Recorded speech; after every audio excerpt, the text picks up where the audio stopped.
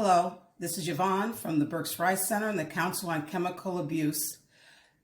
This is episode 6 of Queen Baby. So we're trudging right along. We're getting through our book together, and we are talking about the Queen Baby Syndrome and how the Queen Baby Syndrome, innocently enough, can show up in our life in varied ways.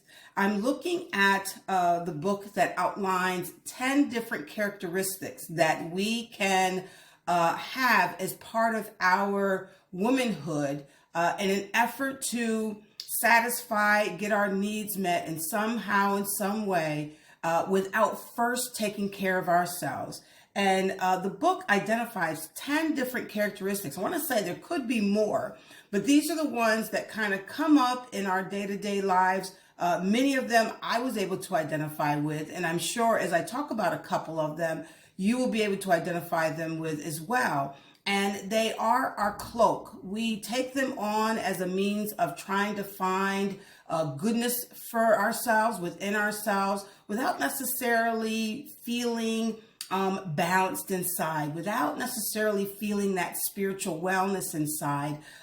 These characteristics that show up that we began to clothe ourselves with are ways in which we try to identify who we are. And so this one I want to identify with you is the insignificant one. And it talks about that we feel we are without purpose for ourselves, but we have gifts to offer to others. And that we exist and trudge forward without significant contribution to the world unless we're doing something for somebody else. We might be taking care of our children, maintaining our personal relationships, and we hold down a job. But in all of that, we identify ourselves through those entities. We don't necessarily say that we are a good being person without having to have the role of a mother or a partner or an employee. And so it identifies and talks about a particular individual and how the individual keeps the house going. You know, they have a job, they have a family, and they're taking care of them, other people. And the issue is they're not finding balance to take care of themselves. And so they minimize their own importance, right? Because they got to get their kids ready for school. They make sure that their husband is fed. They make sure that they arrive to work early and on time, and maybe even be the person that last to leave the office. And so these are the checks that they have, is like, I'm a good wife, I'm a good mother, I'm a good employee.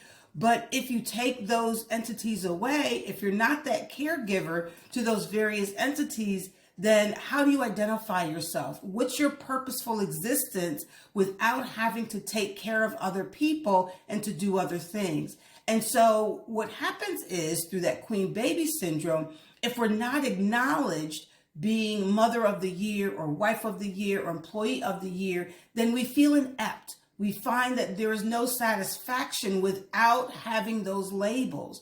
And what Queen Baby Syndrome says is there's nothing wrong with taking care of others, but how do we take care of ourselves? How do we nurture the good person that's within us? What do we do for ourselves in terms of pampering, in terms of taking a quiet time in a quiet space to read a meditation book? Maybe we're going to go and take a quiet walk in the woods with ourselves and allow nature to enfold us. Are we doing those things for ourselves as we do for others? People pleasing is something that comes by us pretty naturally because we want to help other people. We want to be caretakers to a degree. And there's nothing wrong with being a caretaker, but are we taking care of ourselves? And that's where Queen Baby talks about minimizing our own wellness because we're putting others before us. And that the problem is that we are not in charge of the world through our actions with others, but that can be a problem when we put charges against the world for ourselves and we don't take care of ourselves innately. And then in recovery, it speaks about we must recognize that we have a need to make a contributions to others and to the world, but we must also learn not to compare ourselves or our deeds with those of others.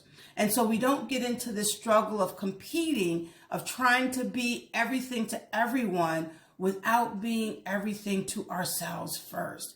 And so Queen Baby talks about It's okay to nurture others. It's okay to help others. It's okay to have responsibility for others, but we also need to take care of ourselves and nurture ourselves and give ourselves that permission to say, you need to nurture yourself from within so that you can be in a better position, in a better place to help take care of others. And I mentioned to help take care of others, right? And so the insignificant one has the opportunity to realize that at any time they touch the life of another person in a positive way, that we're doing our part and that we are enough, that we can trust that the world is a better place because we are in it, and that we are having a contribution, not that we're tackling and taking on the ills of the world, but that we're doing our part by first taking care of ourselves so that we can take care of others. So that is the insignificant one, feeling as though we don't have a place in our world unless we're doing something for other people. And the significance is realizing that we are enough, that we're do enough, and people like us who we are for what we are, and not necessarily what we have to give them all the time. Because we all have a shared part in the world of being caregivers, but we all have a part in the world to be nurturers of ourselves and for ourselves, to take care of ourselves. That is Queen Baby Syndrome. That's about taking care of ourselves so that we find that we are whole and that what we contribute is in our wholeness and in our most abundance of our womanhood.